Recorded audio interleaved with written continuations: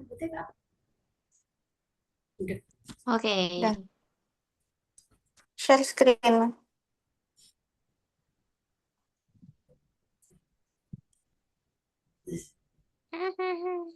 Mama kemana ya botol kecil itu, Dek?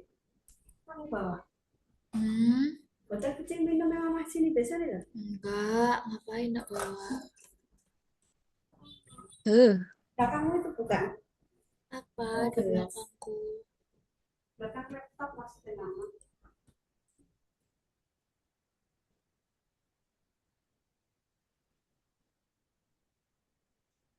Dah,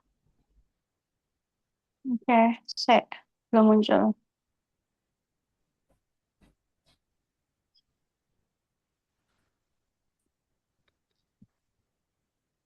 oh, dah, muncul. Dah ya. Saya gelap Ya. kali. Oke. Salam, Assalamualaikum warahmatullahi wabarakatuh. Kami dari kelompok 6 ingin mempresentasikan mengenai ide bisnis maritim kami berdasarkan hasil observasi kami pada Pelabuhan Kalimas yang berada di Surabaya. Saya sendiri Rizka Zalfa, ada rekan saya Michelle Yanta dan Kartika. Next.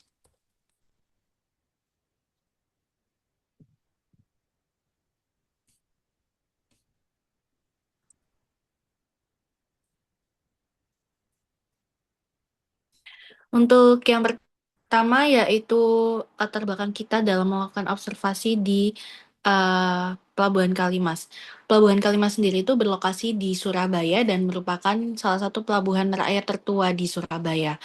Karakteristik dari pelabuhan ini sendiri itu didominasi oleh kapal layar motor berbahan kayu. Aktivitas utama yaitu distribusi barang general kargo seperti semen, kebutuhan pokok, dan hasil bumi ke wilayah Indonesia Timur, NTT, NTB, dan Maluku. Metode yang kita gunakan itu sendiri yaitu observasi langsung, proses bongkar muat, dan wawancara singkat dengan ABK atau agen kapal. Next.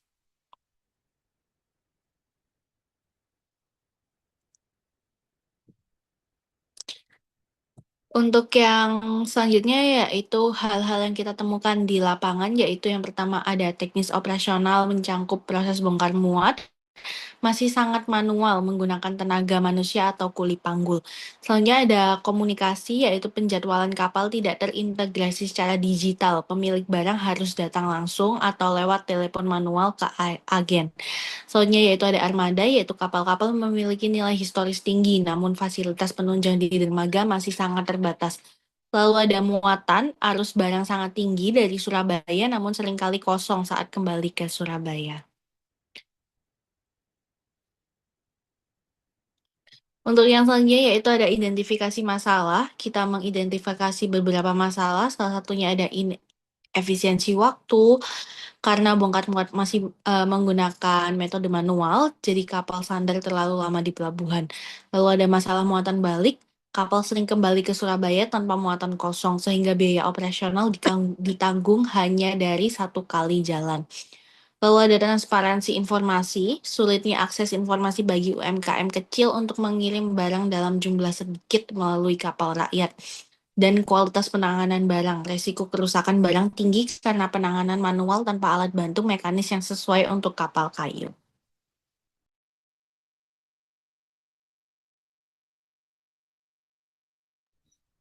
Oke, selanjutnya ada di ide bisnis kami. Untuk ide bisnis kami sendiri yaitu Kalimas Logistic Hub and Digital Apps. Jadi untuk nama konsepnya sendiri yaitu Peldra Connect yang memiliki kepanjangan Pelayaran Rakyat Connection. Untuk jenis bisnisnya sendiri yaitu platform digital marketplace logistik yang khusus untuk pelayaran rakyat saja yang memiliki fungsi utama sebagai aplikasi pelacakan jadwal kapal KLM di Kalimas secara real time. Jadi fiturnya ada konsolidasi muatan, ada sistem booking muatan balik dari Indonesia Timur ke Surabaya.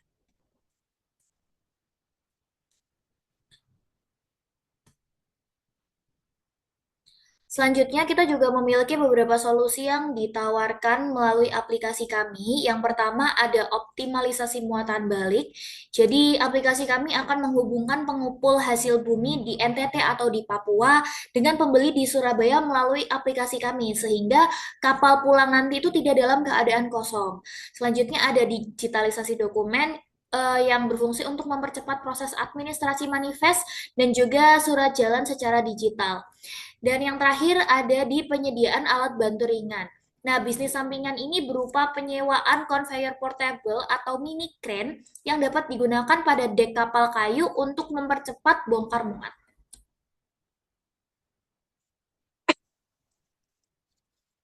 Baik, selanjutnya, mengapa ide tersebut muncul? Nah, kami memunculkan ide tersebut yang pertama karena melihat potensi pasar. Nah, Pelabuhan Kalimas adalah urat nadi logistik murah ke pelosok Indonesia yang terjangkau kapal peti kemas besar. Kemudian ada efisiensi biaya. Jika muatan balik terisi, tarif pengiriman bisa ditekan lebih murah, sehingga membantu menekan inflasi di Indonesia Timur. Kemudian, yaitu ada keunggulan kompetitif, di mana belum ada platform digital yang secara khusus menyeluruh segmen kapal layar motor KLM tradisional. Yang terakhir yaitu pelestarian budaya. Memodernisasi proses bisnis akan membantu pelayaran rakyat tetap bertahan atau survive di tengah persaingan dengan kapal besi modern. Boleh di slide?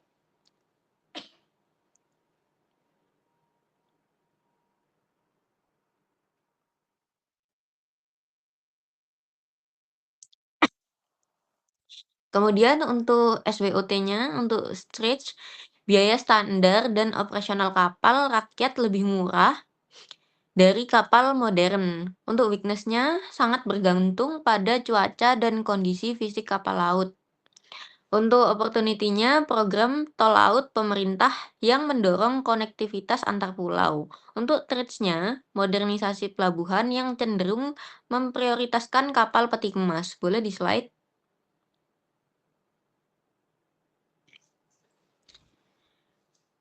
Baik, untuk conclusion-nya, yaitu Pelabuhan Kalimas memiliki potensi besar yang terhambat oleh metode operasional tradisional. Digitalisasi dan mekanisasi ringan adalah kunci untuk mengubah masalah muatan kosong menjadi peluang keuntungan yang berkelanjutan.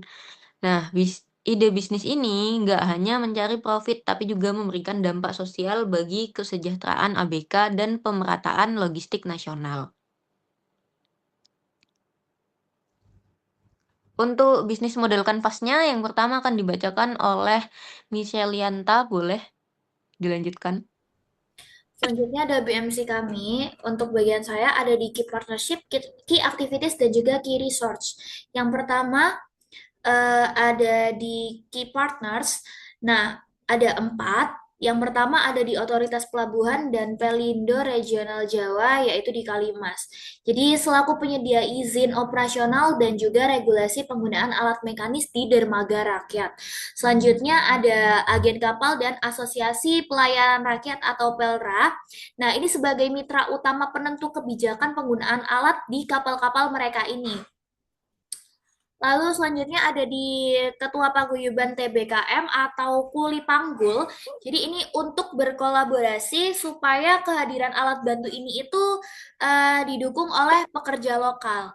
Dan yang terakhir ada supplier dan juga bengkel fabrikasi alat. Nah, ini sebagai penyedia suku cadang dan juga jasa modifikasi alat mekanis. Selanjutnya ada di key activities atau aktivitas utamanya. Yang pertama ada pengadaan dan modifikasi alat. Nah, ini nanti kita itu membeli dan memodifikasi conveyor portable atau mini crane agar sesuai dengan medan kapal kayu yang digunakan. Selanjutnya ada perawatan berkala atau maintenance. Jadi kita akan melakukan servis rutin pada mesin alat bantu supaya tidak ada kendala teknis saat proses bongkar muat itu sedang berlangsung. Selanjutnya ada manajemen operasional lapangan yang berfungsi untuk mengatur jadwal distribusi alat ke berbagai titik tambatan kapal di sepanjang pelabuhan Kalimas.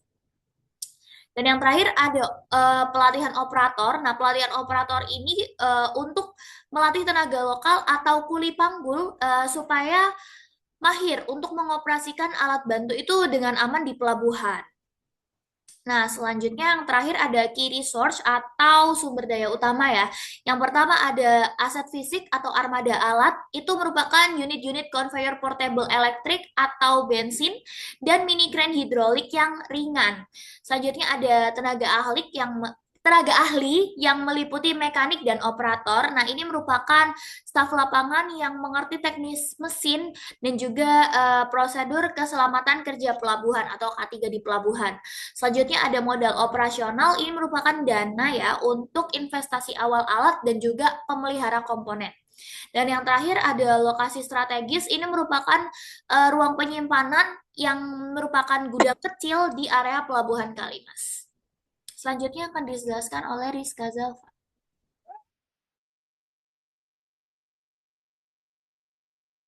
Ralat, selanjutnya bagian aku, boleh. Selanjutnya yaitu ada value proposition-nya, akselerasi bongkar muat, memangkas berthing time secara signifikan dibandingkan dengan metode manual penuh. Kemudian yang kedua yaitu keamanan barang atau zero damage, meminimalkan resiko kerusakan barang kargo karena proses pengangkatan yang jauh lebih stabil dan mekanis, penanganan yang jauh lebih stabil dan mekanis. Yang ketiga yaitu ada alat yang kompatibel dengan kapal kayu, menyediakan alat bantu ringan yang didesain khusus agar aman digunakan tanpa merusak struktur armada. Yang keempat yaitu ada solusi hibrida. Alat dirancang untuk meringankan kerja kuli panggul tradisional, bukan menggantikannya, sehingga menjaga stabilitas sosial di pelabuhan. Kemudian ada customer relationship. Yang pertama yaitu ada kontrak kemitraan eksklusif yang menyediakan paket langganan bulanan dan kontrak per musim. Kemudian yang kedua ada layanan operasional standar tinggi, di mana setiap penyewa alat sudah termasuk dengan operator terlatih untuk memastikan keamanan operasional di lapangan. Yang ketiga yaitu garansi ketepatan waktu, di mana jaminan ketersediaan alat di dermaga sesuai dengan jadwal bersandarnya kapal. Kemudian ada four channels. Yang pertama yaitu Otoritas Pelabuhan dan Pelindo Regional Jawa. Yang kedua yaitu ada Agen Kapal, Asosiasi Pelayaran Rakyat, PELRA. Yang ketiga yaitu ada Ketua Paguyuban TKBM atau Kuli Panggul. Yang keempat yaitu supplier dan bengkel fabrikasi alat. Yang selanjutnya akan dibacakan oleh Saudara Rizka, boleh dilanjutkan.